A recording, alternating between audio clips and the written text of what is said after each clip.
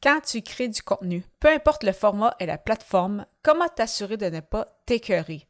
Comment faire en sorte de ne pas se sentir obligé de prendre une longue pause? Je discute de ce sujet dans cet épisode. Les médias sociaux en affaires est ton rendez-vous hebdomadaire pour en connaître davantage sur les différents réseaux sociaux et les plateformes de création de contenu dans un contexte d'affaires. Chaque semaine, je répondrai à une question thématique qui te permettra d'appliquer concrètement ces conseils pour ton entreprise. Si tu reconnais l'importance et la puissance des réseaux sociaux ainsi que de la création de contenu pour ton entreprise et que tu souhaites en apprendre davantage sur cet univers, tu es au bon endroit. Je suis Amélie Delebel, travailleuse autonome dans le domaine des communications et marketing depuis février 2020. Je travaille avec les réseaux sociaux et dans la création de contenu depuis 2014. Les médias sociaux en affaires est mon deuxième podcast après Hachette Entrepreneur, lancé en janvier 2019. Bienvenue sur mon podcast. Salut et bienvenue sur les médias sociaux en affaires, épisode 312. Alors qu'aujourd'hui, je réponds à la question « Comment ne pas te brûler avec ta création de contenu? » En effet, c'est un problème que je vois malheureusement trop souvent, soit une écœurantite, si je peux dire, des réseaux sociaux ou de la création de contenu en général, que ce soit au niveau de la rédaction, de faire de la vidéo ou du podcasting. Je comprends vraiment pourquoi cela peut arriver, mais aujourd'hui, j'espère que cet épisode va t'aider en fait à faire en sorte que cela ne soit pas ton cas. Tout d'abord, un premier point important quand même à savoir et à se rappeler, c'est bien comprendre ton pourquoi, ton fameux why. Et pour cela, mais c'est sûr que c'est ce savoir en fait pourquoi tu le fais, pourquoi tu crées ton contenu, ça va être super important.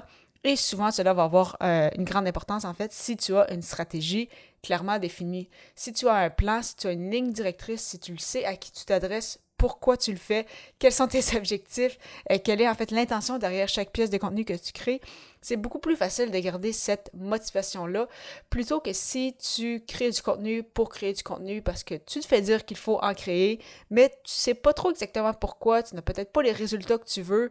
C'est sûr que dans ces moments-là, ça peut être plus facile en fait de s'écœurer de créer du contenu et de tout simplement en fait arrêter et abandonner et se dire tant pis, c'est pas pour moi ou je prends une longue pause puis je sais pas quand est-ce que je reviens. Un autre point ultra important pour moi, c'est vraiment d'y aller un petit pas à la fois.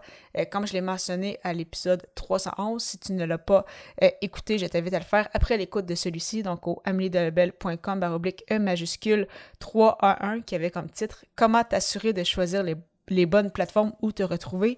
En fait, c'est important, c'est ça, d'y aller un petit peu à la fois, donc de commencer vraiment par une plateforme ou deux, plutôt que d'essayer d'être partout en même temps. Parce que c'est sûr que si tu crées du contenu parce que tu te fais dire ou tu as lu comme c'est important d'être partout, tu veux te faire voir, tu ne veux pas dépendre d'une plateforme et ça fait que tu commences à créer du contenu sur LinkedIn, sur Facebook, sur Instagram, peut-être même sur Pinterest, sur Blue Sky, sur Threads, peu importe.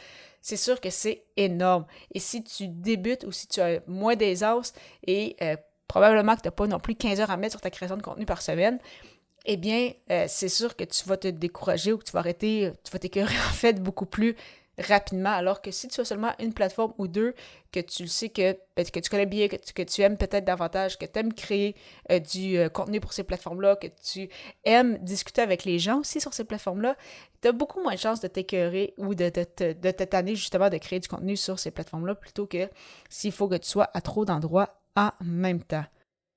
Un autre point, je sais que celui-là, il n'est pas facile, mais c'est quand même important d'être en mesure, en tout cas le plus possible, de se détacher des statistiques, des chiffres que nous présente la plateforme. Parce que oui, quand tu deviens accro aux likes, aux fameux j'aime, aux partages, au nombre de commentaires, au nombre d'écoutes, au nombre de vues, ça devient très lourd parce que là, à chaque fois que tu crées une pièce de contenu, tu regardes après 1 heure voir où est-ce qu'elle en est rendue, après ça, tu regardes après 10 heures, tu regardes une journée après, et si ça va bien, mais tant mieux, tu as ta fameuse shot de dopamine, donc là, c'est le fun, tu as du plaisir, mais si jamais c'est une pièce de contenu qui fonctionne un peu moins bien pour différentes raisons, bien c'est là que tu vas peut-être être plus découragé, tu vas te remettre en doute, tu vas peut-être vouloir changer ta stratégie, donc vraiment, il faut que tu aies du plaisir. Et c'est un point vraiment qui est souvent oublié, mais qui est vraiment important parce que pour avoir lu justement aussi des commentaires, des témoignages, des gens sur LinkedIn, des gens qui m'en ont discuté aussi, c'est facile de devenir accro à ces statistiques-là.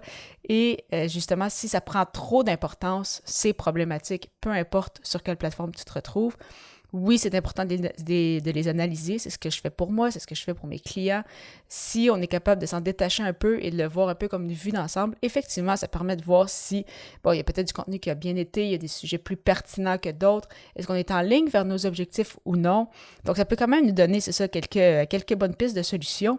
Mais si on en devient obsédé, ça devient, c'est ça, obsessif, ce n'est vraiment pas ça. En fait, c'est malsain et clairement que tu vas t'écœurer des réseaux sociaux si tu te rends compte justement que tu deviens obsédé en fait par l'aspect statistique. Au niveau mental, ça va être très très lourd et c'est sûr qu'à ce moment-là, tu vas vouloir écœurer parce que c'est ça, tu vas être, tu vas être complètement débordé de tout ça, complètement overwhelmed, comme on dit en anglais. Donc, vraiment important, c'est ça, de faire attention à ça. Et aussi, pour être sûr également de ne pas te tétaner, c'est de commencer à plus petite échelle. Encore une fois, je ramène au un pas à la fois, mais vraiment, ce que je recommande à mes clients, c'est de publier une fois par semaine. Mais ça peut commencer une fois par semaine sur une plateforme et après ça, tranquillement, pas vite, monter la cadence. Vraiment plus important de le faire de cette façon-là que l'inverse, parce que souvent, encore une fois, quand je discute avec des gens, ils ont un nouveau projet, ils lancent une formation ou autre. C'est sûr que c'est motivant pendant ce mois-là ou ces semaines-là de publier davantage de contenu, mais après un mois, des fois peut-être 2, eh bien justement, ils se tannent, ils ont l'impression de manquer d'idées, ils savent plus trop où aller, ils en ont tellement donné pendant 2-3 mois que là, ils s'essoufflent, ils ont besoin de prendre une pause parce que là, ils sont complètement tannés de partager sur leur plateforme ou de créer du contenu. Alors, il faut vraiment le voir comme un marathon et non pas un sprint. Alors, c'est vraiment mieux de commencer à plus petite échelle et de grandir, d'aller sur plus de plateformes, de monter son rythme de publication plutôt que de faire l'inverse. Et c'est justement ce que j'ai fait par le passé avec Athlète Entrepreneur. Donc, quand j'ai lancé mon premier podcast, c'était un podcast bimensuel, donc un épisode aux 2 semaines avant qu'il devienne hebdomadaire, donc chaque semaine. Ce podcast-ci, il a été publié un épisode par semaine pendant des années. Et là, cette année, je débute avec 2 fois par semaine. Donc, c'est vraiment important, c'est ça, de commencer avec un rythme qu'on sait qu'on peut maintenir et par la suite monter la cadence plutôt que de faire l'inverse. Et c'est aussi ce que j'ai fait avec LinkedIn. Donc, comme tu le sais probablement maintenant, je suis active sur LinkedIn davantage depuis bientôt 2 ans et j'ai commencé justement avec 2 publications par semaine de mai à octobre 2023. Par la suite, à 3 publications par semaine de octobre 2023 à mai 2024. Par la suite, à partir de mai 2024, j'ai fait 4 publications par semaine. Et là, depuis le début de l'année, donc janvier 2025, j'en suis à 5. Mais tu vois que j'y étais graduellement. Et c'est sûr que j'avais une certaine aisance aussi sur les réseaux sociaux, bien sûr. J'avais une certaine structure également, j'ai un plan et tout.